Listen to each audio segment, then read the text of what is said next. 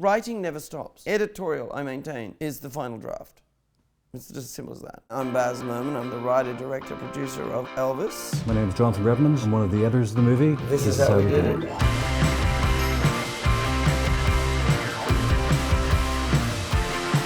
How do you begin? Exactly how do you begin? When were we first cutting, Jono? I mean, we're cutting like 5 years earlier. 2018, first started putting together kind of reels, just using existing materials. It's amazing kind of how much you can create a vibe. Not for necessarily what the movie's going to look like, but what it's going to feel like. We're able to kind of start that process even before we shot a frame of the actual movie.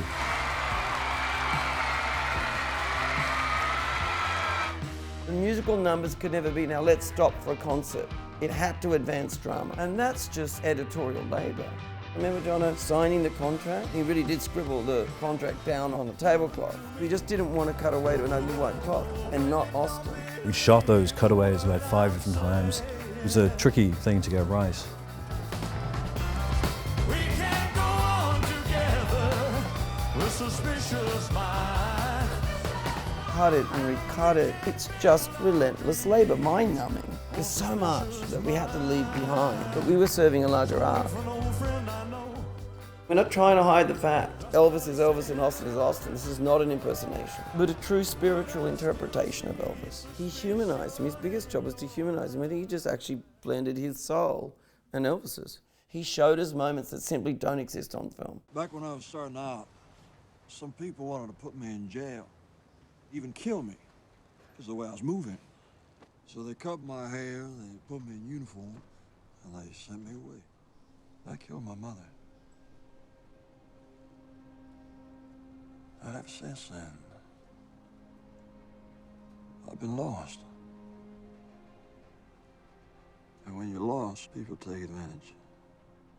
The research is an opportunity to get lost in a world. I wear the clothes, go and live in the environment, look for people, in the case of Elvis, who actually knew him. One of them was really obscure. There's a chap called Sam Bell, this man of about 70, so beautiful of spirit. And I spend these full days with him, talking about the time where they go to the juke joint, and then they go to Pentecostal tent. The little boy, that's Sam Bell. He's with the spirit.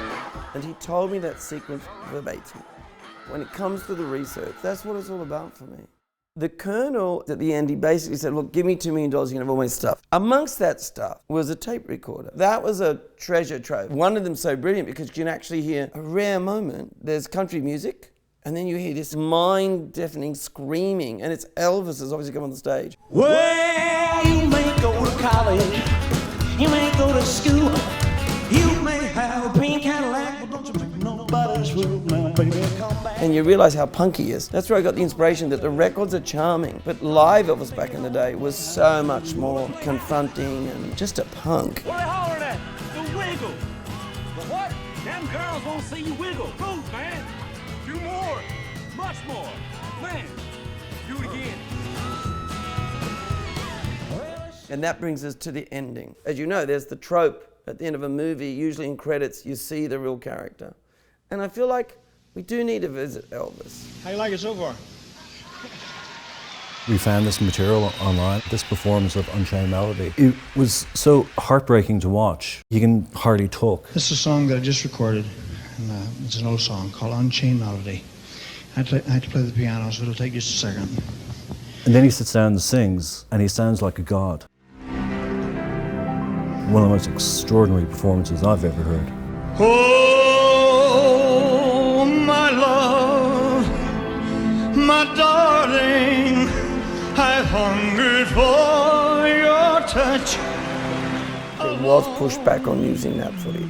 He's clearly suffering with drugs. I said, yes, but he sings the best he ever sings, and it's the last time he sings. Time goes by so slowly, and time can do so much. Giving Elvis the last word just felt right. Still